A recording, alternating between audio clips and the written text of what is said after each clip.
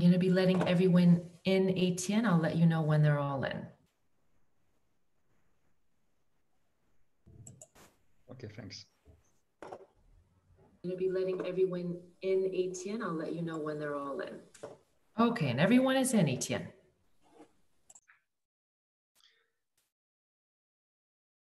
Okay.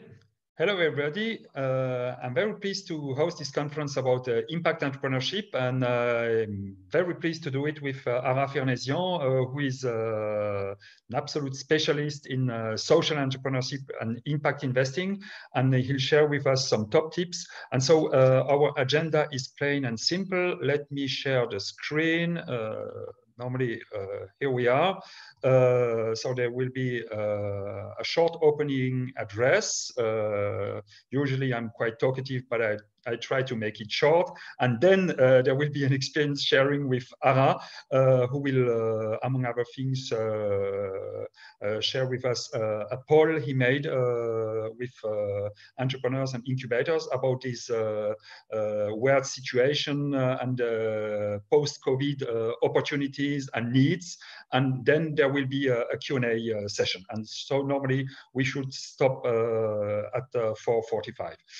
So a few words about me, not a few words because most of you already know me. I'm an HEC professor focusing on entrepreneurial finance, and among other things, I'm HEC's representative for the Paris-Saclay Seed Fund. Ara, a few words about you before introducing the topic.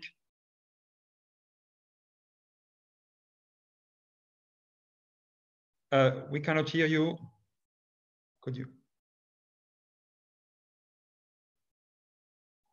Hello, thank you, Etienne. Thank you, everyone, for the opportunity. My name is Ara Fernesian. I am, by my name, I'm Armenian d'origin. I'm Lebanese. I live in Abu Dhabi, United Arab Emirates.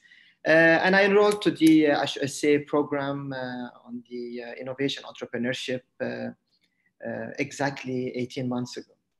I'm a professional in the exhibition and conference business, and I've been the group managing director for Reed Exhibitions. I think in France, most of you maybe you know Reed Exposition. I've been their managing director for the Middle East for around 12 years.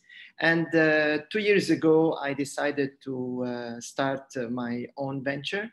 And I launched Stratasys. Stratasys is a strategic consultancy company that focuses on content creation and connected experiences. The main focus that we do is we work on innovation programs, and our mandate is really about creating jobs and helping young people who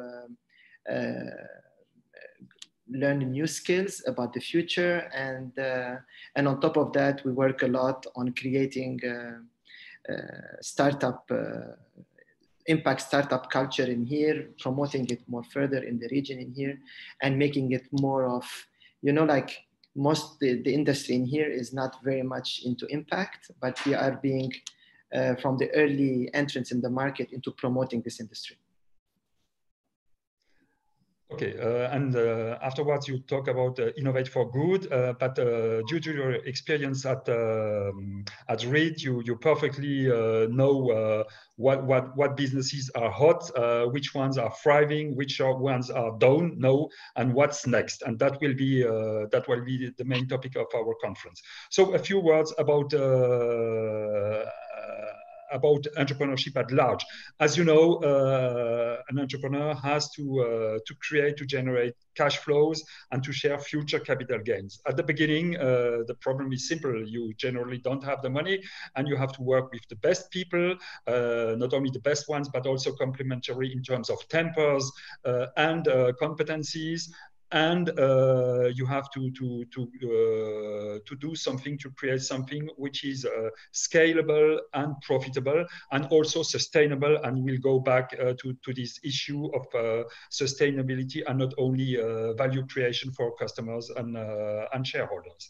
And so sustainability, the equation is plain and simple. It's impossible to have a continuous growth in a finite world. And so if you only take a 2% growth and a 2% annual growth over 2 centuries, it makes you multiply, you get a result multiplied by 50. And so imagine 50 times more oil, 50 times more energy, 50 times more water. This creates a pressure which is simply not sustainable, and that raises increasingly issues of sustainability, which are our concern today. And as we'll see with ARA, so the United Nations issued a framework about sustainable development goals. So there are 17 of them. Big issues.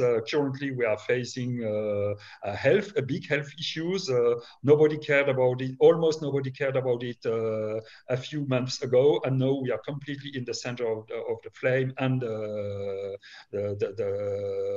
most economic activities are stopped. And so we'll have to address all these issues. Otherwise,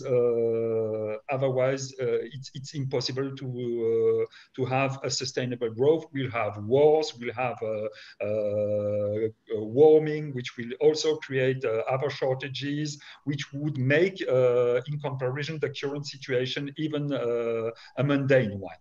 And so, if you interview entrepreneurs or would-be entrepreneurs, and ARA made a very interesting poll recently, every interview shows that the main motivations of an entrepreneur is not, of most entrepreneurs, is not to make money. It's about personal development, it's about freedom, and it's basically about being one's own boss and having an impact. And so it's up to you to invent the type of activity you want to be in, and to create the type of business or the type of company you want to be in. And often this concern of having an impact, of being free, is more important than money itself. Of course, in order to do something which is scalable, it has also to be profitable, which raises the question of having a sound value proposition and addressing real needs, and displaying some empathy with customers. But all these will be addressed by ARA. And so at HEC, we have an increasing number of students who want to create companies, not only to make money, but to have an impact. And there is another series of entrepreneurs who want to support them, either financially or by creating incubators and accelerators. And there we see again ARA, and also people like Tom Bruno, who is active in helping refugees and creating remittance solutions for refugees. But this will perhaps be the opportunity for a future conference. And let's move to ARA. And so again, there is a lot of money available, an increasing amount of money available to support impact entrepreneurs. And the issue now is to move from early adopters to post-COVID adopters, because some companies have seen their order book cut by more than 50%. Other companies like Zoom have seen their sales booming. And so the world is changing. There are some risks, increased risks, but there are also some opportunities.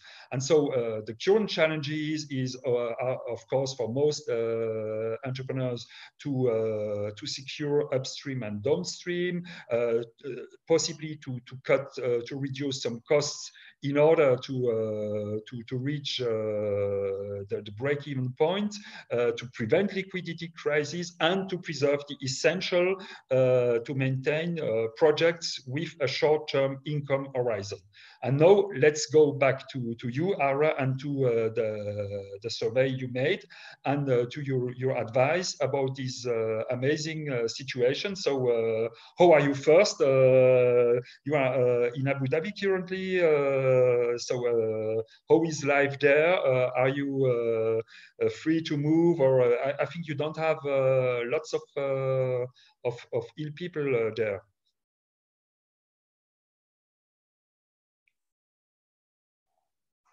Could you unmute you? We don't hear you. Yeah. Thank you. Thank you so much. Thank you, Etienne, for the introduction, and thank you for the interesting slides.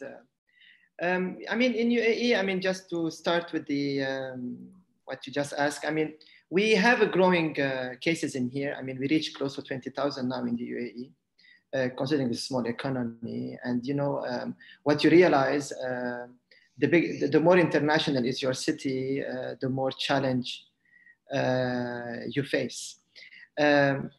What it comes to our view, like say countries like Lebanon or Jordan and the Levant countries, you can see the numbers are very low compared to the more international cities. You talked about sustainability earlier, and I want to a little bit recap on that. I've been involved in the World Future Energy Summit, and I've been leading the strategy and the development. It is the largest gathering of sustainability leaders around the world. We hosted at the time Ban Ki-moon and many global leaders. And we've been very active, myself, in the renewable energy business since 2006, promoting it. And you know, our job was, when I was at Reed, as you well said, our priority was always about finding new markets, hot markets, and seeing what's trending in the world and start building on it and bringing people together to create new markets. So our business, we are like most how investors they think, it's always about the future. I launched Innovate for Good a year ago. Innovate for Good, it is a pure platform that focuses on supporting the impact startup ecosystem in the MENA region.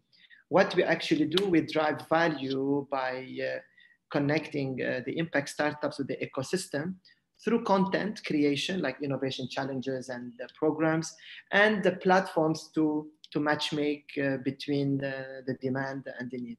And what we do, we connect the impact startups. We source them, and after sourcing them, we engage them. So this is where venture capitals and accelerators and incubators, they see a lot of value in what we do, because we do a big part of their initial work, which is the sourcing part.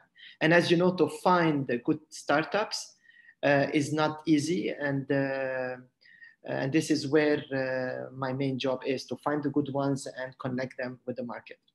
I would like to share with you, so since COVID started, we did several webinars focusing on the two audience group that we have. One is the startups themselves and the broader ecosystem. And the second one, there was a focus with accelerators and incubators, trying to understand how the money is flowing and what's happening.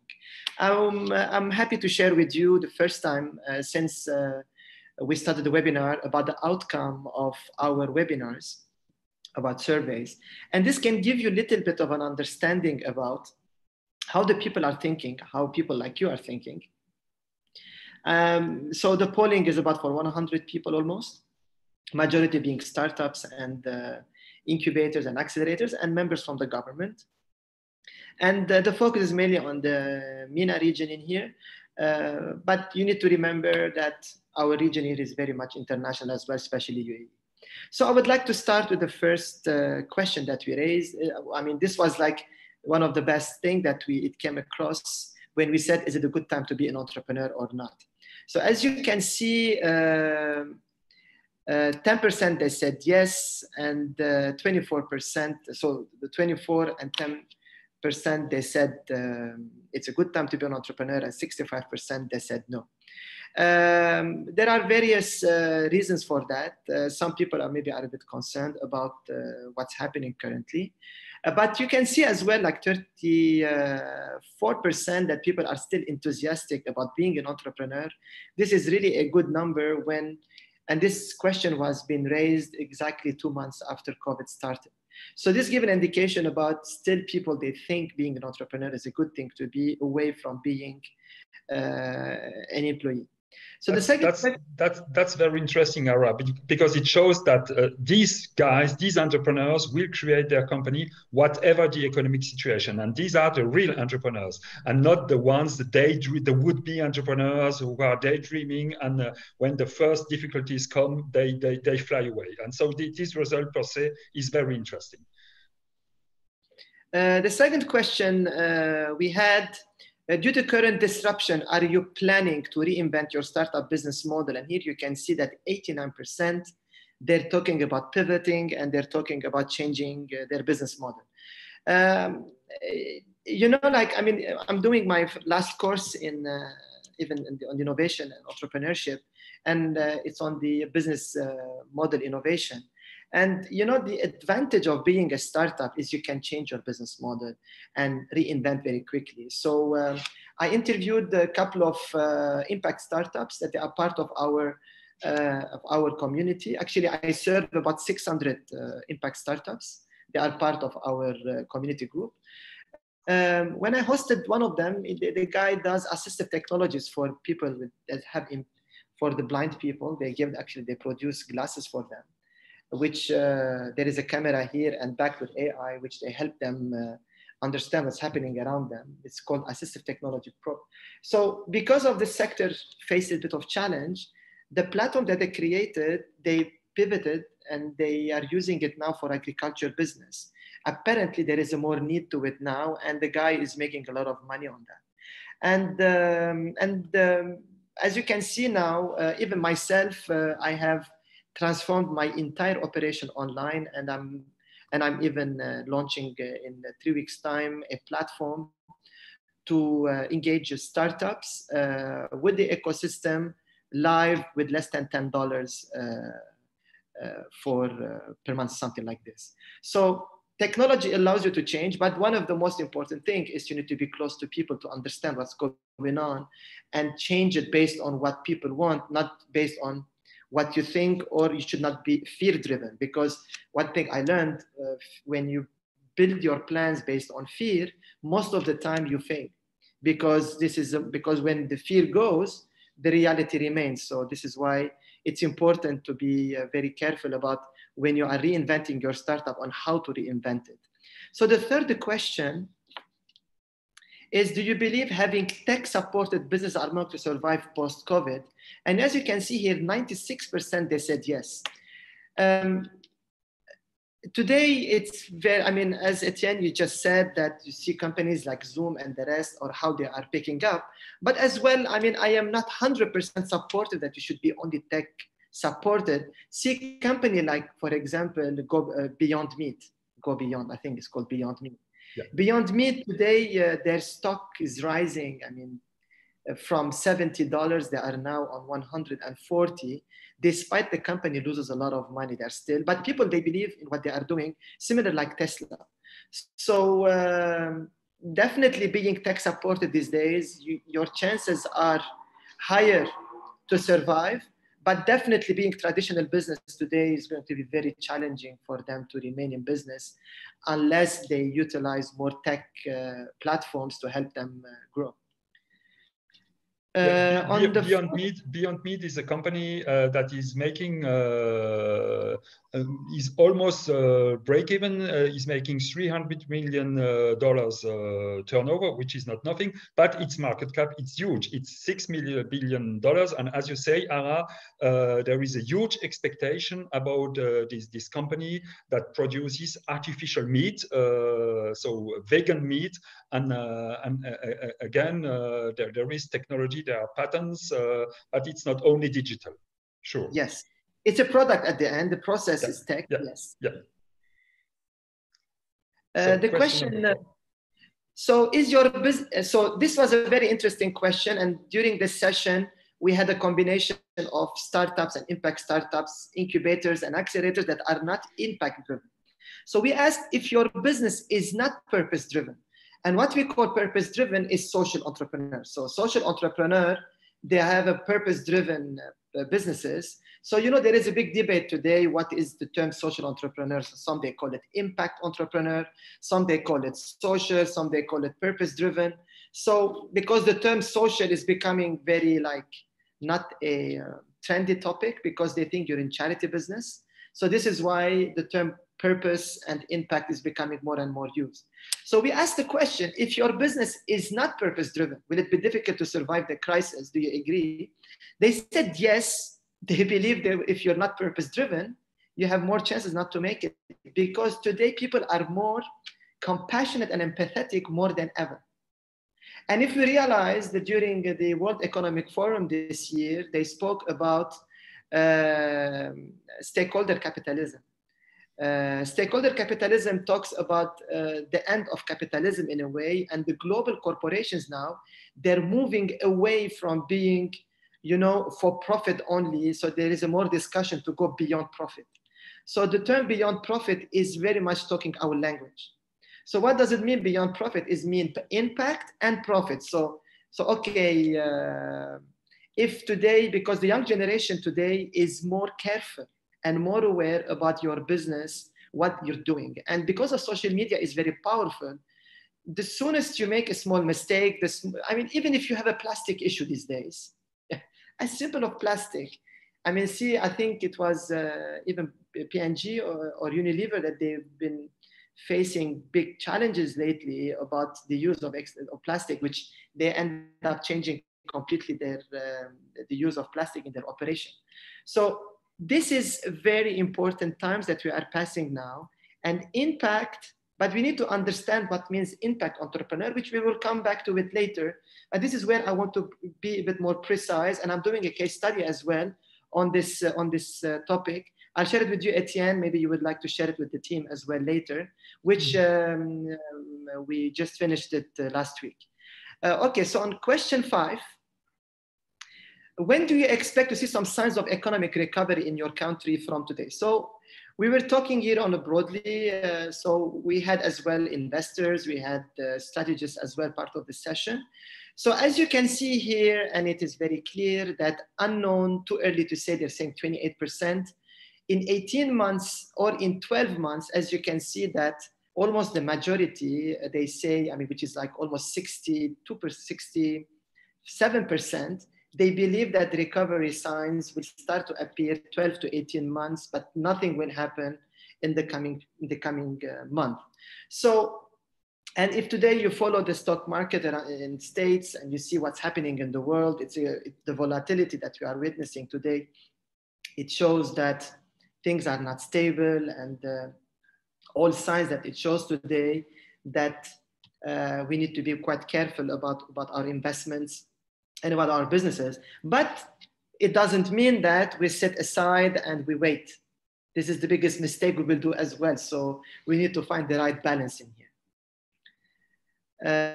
On the question 6, we ask how long you expect the startup investment slowdown to last, especially for early stage and seed. This is something very important because I've been monitoring with the team about what's happening in the investment part on the early stage and seed. And this is mainly on the VC side and on the angel investment side. This is where we, as early stage startups, we mostly care about.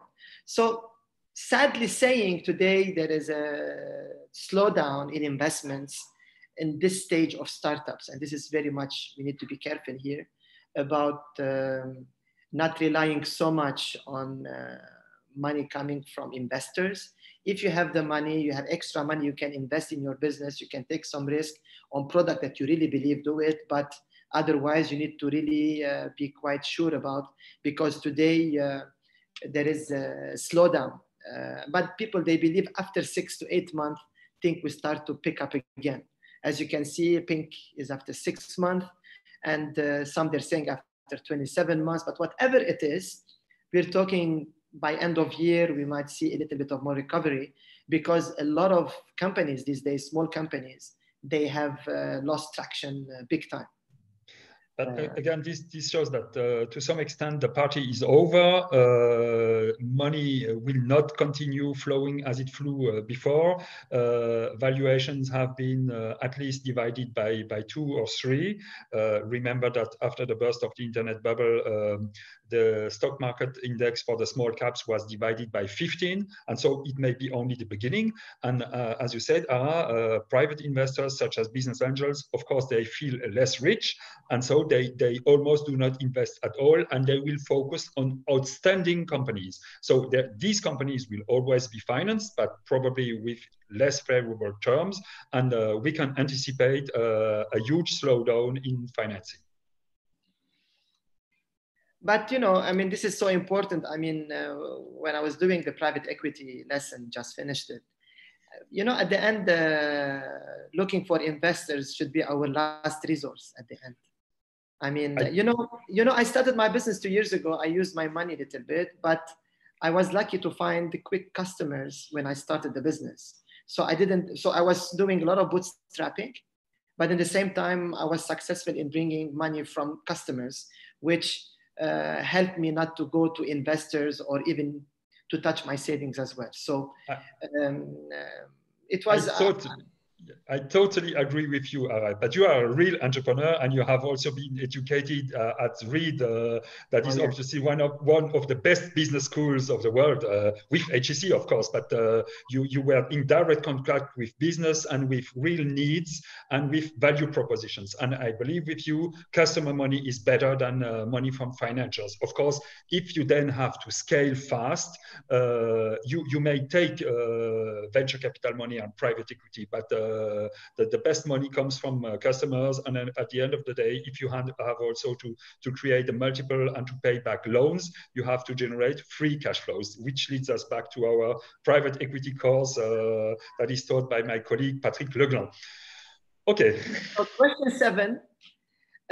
Here we thought about, have you benefited or applied to any government or non-government stimulus package for SMEs or startups? So this is a very important question that we need to talk here.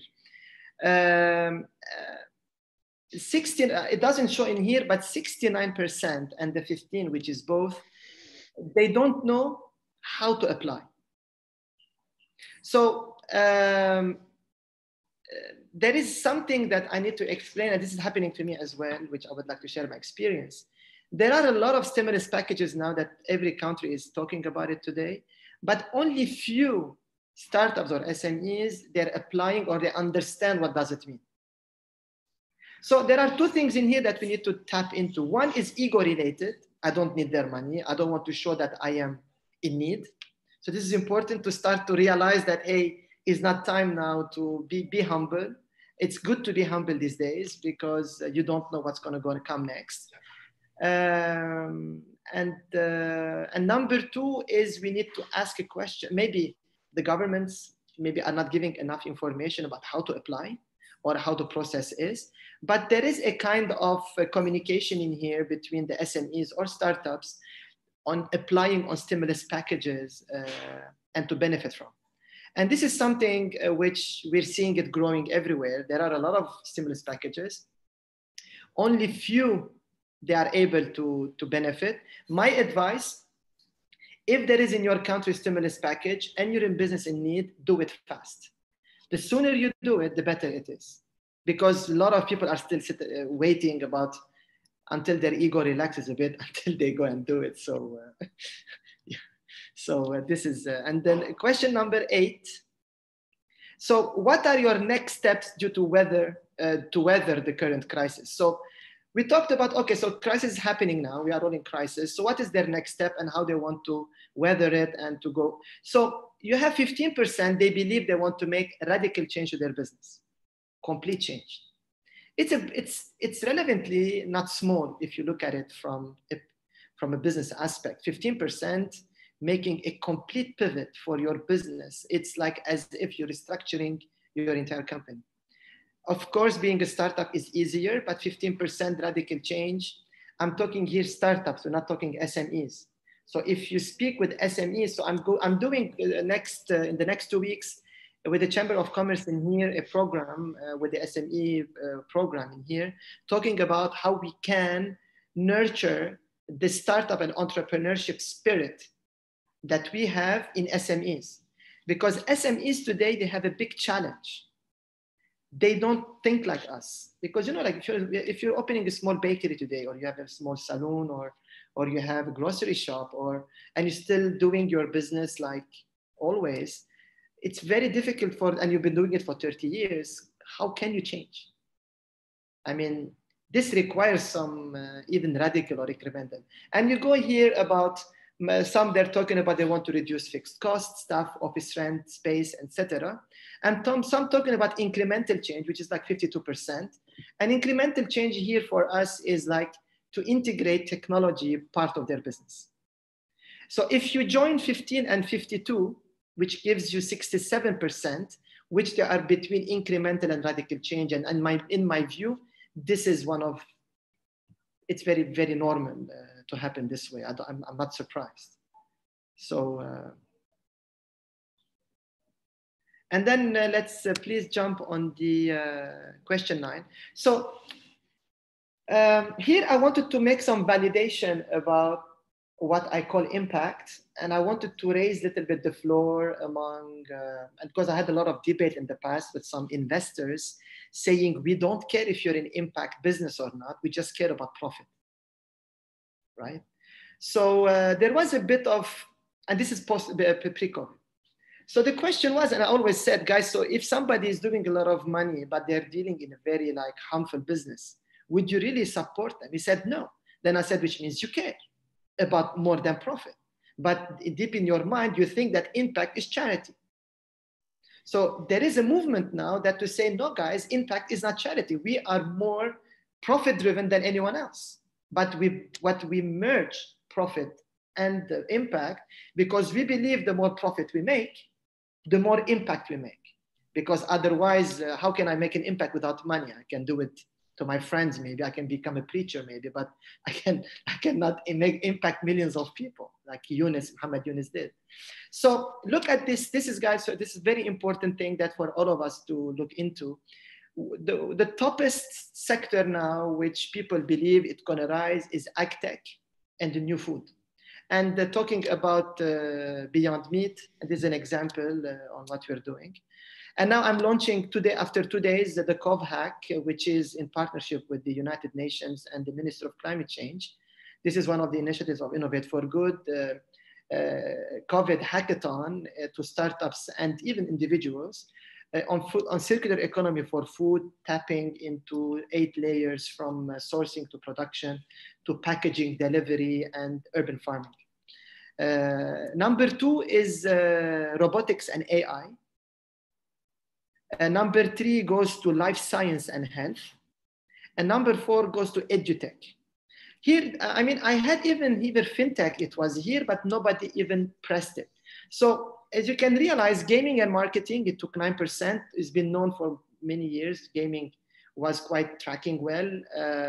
Recycling and waste management didn't see enough traction in there, and even water, we didn't see any. But you know, water for me is as important as the rest. But let's come back to the first 4 points, which is agtech, new food, robotics and AI, life science, health, and edutech. In my view, and the way I understand, these 4 elements in here can be very much into impact business. Yeah, because when you look at agtech in a way about, let's say, solving hunger, right? About reducing water consumption or improving energy efficiency in producing agriculture, into going into soilless and growing new media. All of those will contribute in bringing down the CO2 level. It will contribute in reducing waste, etc., etc.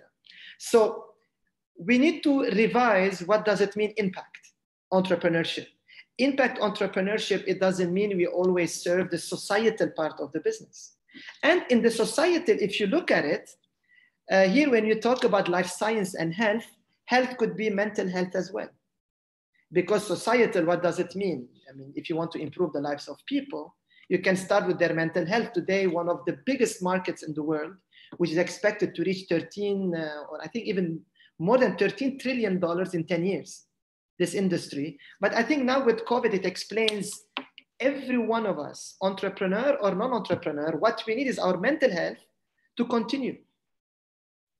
Otherwise, whatever is your business, whatever you're doing, if mentally you do not fix it first, I don't think you can survive, even if you have the best business on earth.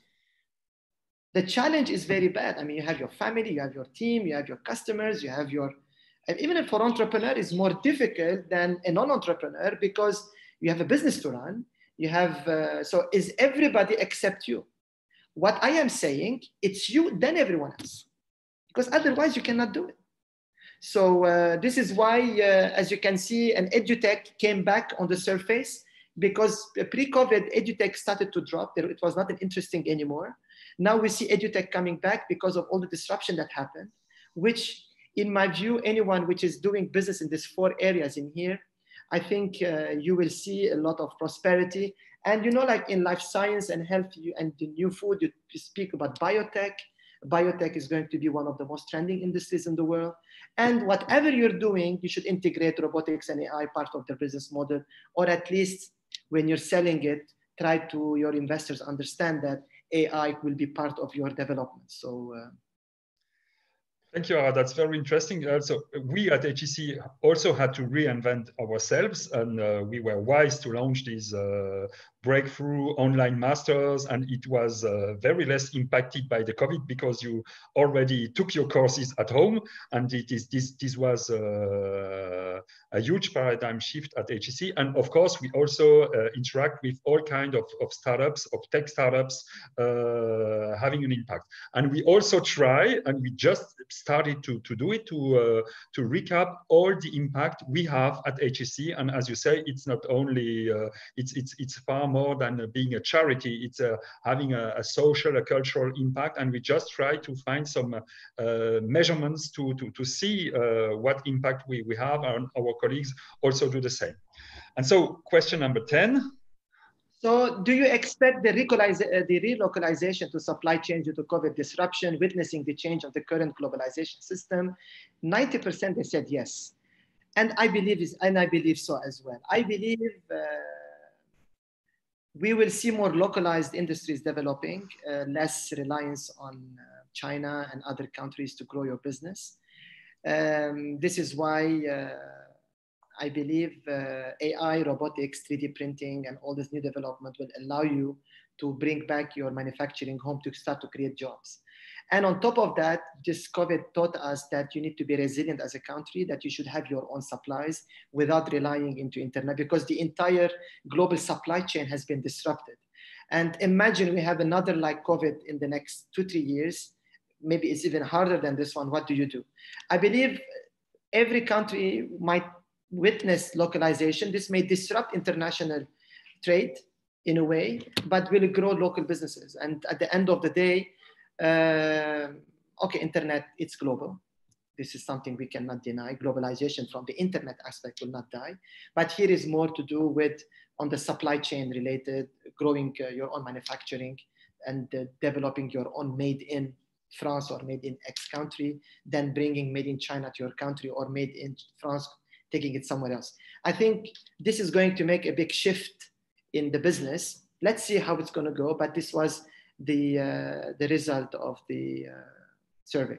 Like this, we finished, and I think I even answered some of the questions we have in our... yeah, so there were 3 questions. And so as an expert of seeing all these kind of industries and hot businesses at Reed and know and in your consulting companies and all your initiatives, what are the real needs you see, the most obvious one, and the main opportunities? See, I think the post-COVID needs is very, for me, it's very crystal clear. I mean, we need to think like VCs. We need to think like investors. These guys, they invest in the future, right? As we all understood, it's not about if you're making profit today. They care most about if your business will make profit in the future, right? So, I mean, I'm coming back on the Beyond Meat topic. If you go to Beyond Meat, you realize that they don't make profit until today. So yes, they make a lot of revenue, but their net profit margin is not as profitable. It's not actually profitable. I think it's something like -13 or something. Yeah, but they are almost break even, but they are not making a lot of money. But at least compared to other startups, they are making 300 million turnover, but they have a valuation which is 20 times their turnover, which is huge. What I want to say, company like Apple and Microsoft, companies like Coca-Cola and Pepsi are not doing the growth that they are doing them today. Now, if you ask analysts, they say why? They say because they believe in the business that they are doing, like Tesla. It's not about what they are doing now. I think they're investing in the future because they believe these companies' valuation is going to be way much more bigger in the future. So I believe, and this is an example for us, is we need to think like the VCs. Yeah. How my business is going to look like in 5 years is not like what I'm doing now. So this is why I came. So post-COVID needs, my advice to everyone, do not rely on your fears. Don't say what's going to happen to me in 6 months. This is important on the short-term aspect, which is, it is more related to your finances. It's all to do if you need to do a lot of bootstrapping and you need to do a lot of saving in your operation. But as we always said, and it's something I learned at Reed, cut the fat, but don't cut the muscle. Yeah, cut the fat, but don't cut the muscle. So always divide your business into two aspects: must-haves and good-to-haves. Good to have, eliminate, keep the must-haves only, because the must-haves is related to the needs of your customers. So everything goes back to the customer needs. My experience with Reed, it taught me a lot because it's a publicly listed company, and the pressure I had, it was always about driving value, always. There is nothing about driving value to your customers, driving value to your employees, driving value to your company, and driving value as well to your shareholders. So it's a challenging thing to do because you cannot satisfy everyone, of course. But if you have this one in your mind, I think you can survive. So the opportunities I explained earlier is, I think you need to look at industry that is expected to grow. And some of the indication I gave earlier about agtech, about new food, about edutech, about robotics and AI, and about life science and health. These are very hot topics these days. It's very important to focus on them. Biotech, if you are into that business, and of course about supporting small businesses. So anyone who's working into supporting small businesses, you will get a lot of support from governments because of, at the end, supporting small business is impact as well, because at the end, what you're doing, you may not do a lot of money, but you're impacting thousands of companies.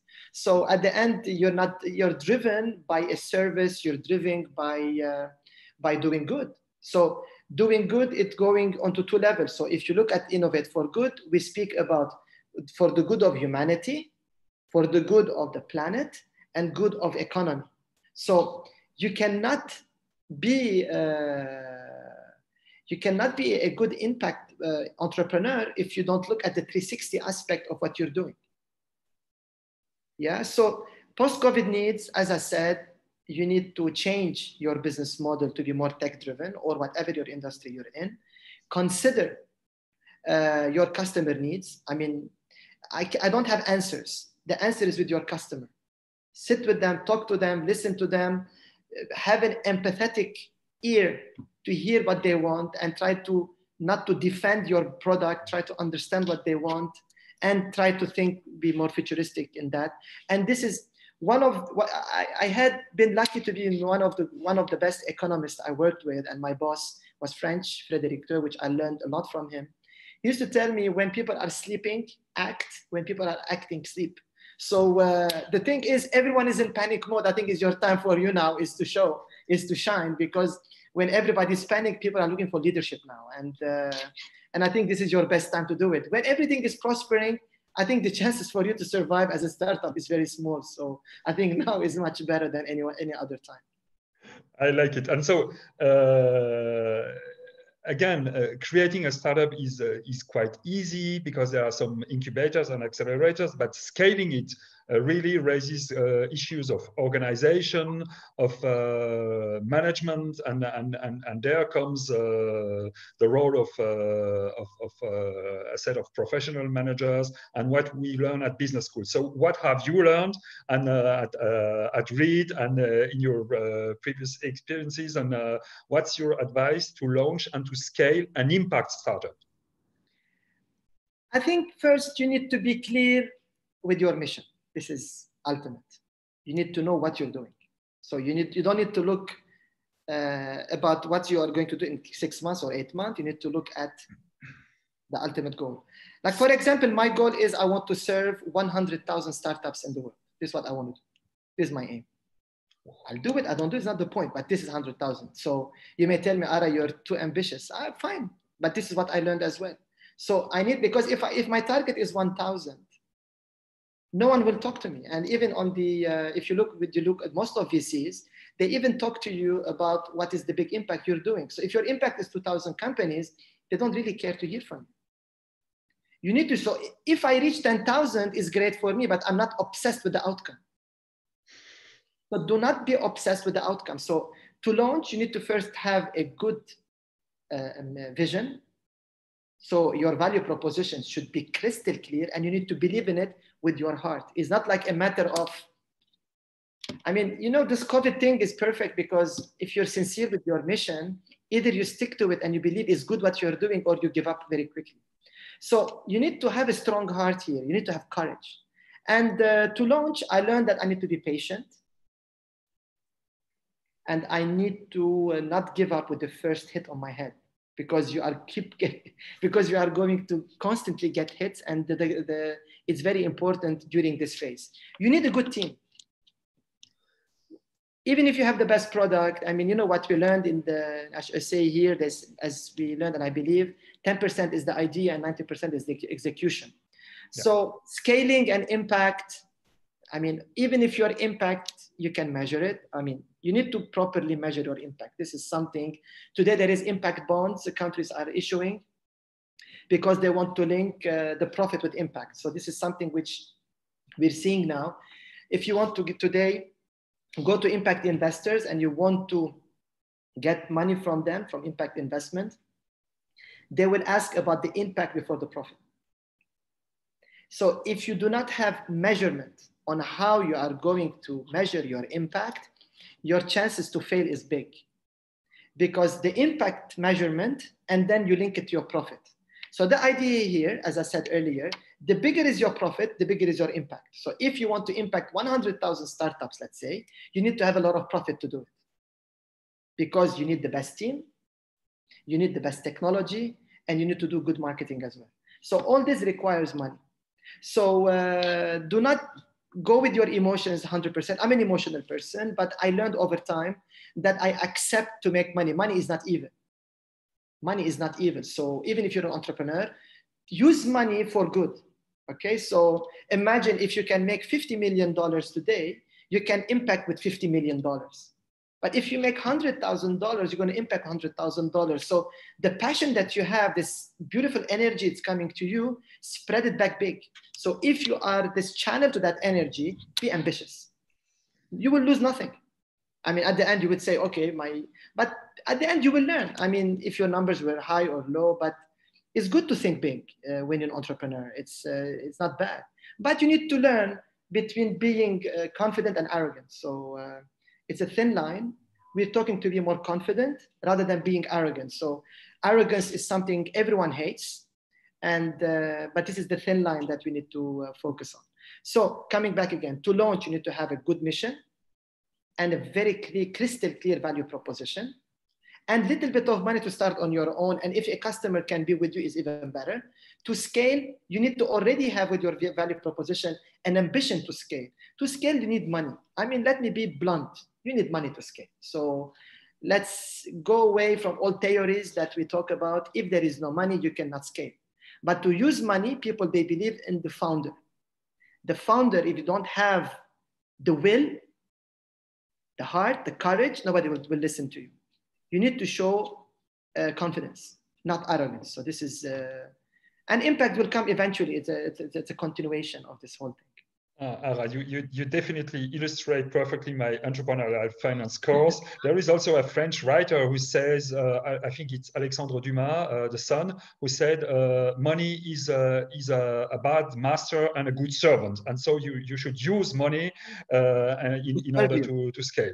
And you should also be able, as you say, to measure the value proposition, the value you create for your customers, because if it's not measured, it's totally fuzzy and it's just words. And so I think in order to conclude, you have created, you have drafted some top tips, top 2 slides, top tips from Ara in order to conclude. And if there are some questions, but we are quite talkative, but that's really interesting. So can you comment this first slide and then the second one? Etienne, I want to say something on the quote you said on Dumas. My father used to tell me, use money, you should use money to serve you, but you should not serve money. So use your money to your service, but do not serve money. So I think this comes again on the way. So my top tips, so these tips that the guys that you see in here, everyone, I collected it from some of the startups. They joined my sessions, which I'm using it in here. But some of them, only one I used it here, which is this one. Everyone is talking. I took it from one of the accelerators, which they shared it to me. It's called Tare Salam from the Sharjah Innovation Park. He said, everyone is talking about survival. Flip the script and focus on growth. So it's so interesting when you say survival and you speak about growth. This is a very important thing. It's a shift in mindset. Number 2, this all the rest, it's like from my learning, is you need to be proactive. Listen to your heart, accept the new reality, and don't be driven by fear. There is a new reality, guys. Don't wait to see what's going to happen next. The sooner you start taking action, the better your outcome will be. And there is no benefit to a wait and see ever. Proactivity today is the name of the game, and is not like, let me see what's going to happen. I think you need to lead now, but listen to your heart, not to your mind. This is what I say. And number 3 is be ready to pivot and know how to pivot. So what we learned, this is again from one of the startups, which they shared their learnings. A lot of startups, they don't know how to pivot. So this is something very important.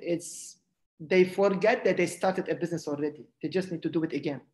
But the fear is, what does it mean to restructure everything? Because the issue is, do not get stuck with routine again. So this is an issue. And don't hesitate to ask for help and to collaborate until you get there. So everybody is helping today. Everybody is collaborative during this COVID. If you ask help from anybody, and me being the first one, I'm ready to help, to support, like the guys, you are doing it as well already. This is something very, very important for us. It's often better to change the business model than the CEO, but because otherwise the CEO will be dismissed. Sure. Yeah. And then on the tip number 4, so yeah. Empathy related to team. Make sure to connect with your team regularly with transparency and empathy. What does it mean, empathy? Empathy means I need to understand them. You know, like people are going ups and downs a lot. There is a lot of depression in people. A lot of our staffs are worried about their future. A lot of people are worried what's going to happen next. Sometimes they are overwhelmed. We need to understand that. We cannot simply be angry because they didn't do that task or whatever. We need to calm down and to be patient. This is what empathy is. And the same thing goes to your customers. Listen with empathy. Try to understand what they want and try to change your package, change your price. Then this crisis will show the quality of your leadership. People will remember that during this time, and the resilience of your operation. Be close to your clients. And this is, I learned from my days at Reed. During difficult times, be close to your customers more than ever. Talk to them regularly. Be their friend, be their advisor, be their consultant, and try to engage with them because your money comes from there. They pay your salary and your people's salary in their company. Try to understand how they think and what they want you to do. Because they care about you and they care about their business, they give you tips for free to change. And so remember that. Don't rely on yourself and don't worry. Go out and talk to people. So communicate with your client on a regular basis, and even ask yourself, each one of us in here, how often you're talking to your customers in the last 3 months. Is it weekly? Every 2 weeks, every month? It is very important for us. And don't hesitate to remodel your business if needed. And scenario planning, bootstrapping, and developing financial and operational plans is key to help you mitigate the effect of the situation on your business. So this is what I can share with you, what I learned over the last webinars from the teams. And I thank them all who joined my sessions in the past, who helped me as well understand what to share with you all, and I would have named them one by one, but they are a lot. All the community partners of Innovate for Good. And any questions from the team, I'm happy to take. Thank you, Ara. Thank you so much. That leads us back to the motto according to which you should start small, fail fast, and think big. And that's what we learn with guys like you, because you could be satisfied by serving hundreds of entrepreneurs, but you want to serve hundreds of thousands of ones, which raises the issue of making something which is really huge and scalable. So I think we are done. Are there some questions, or otherwise we'll get some questions afterwards? Let's look at the control panel.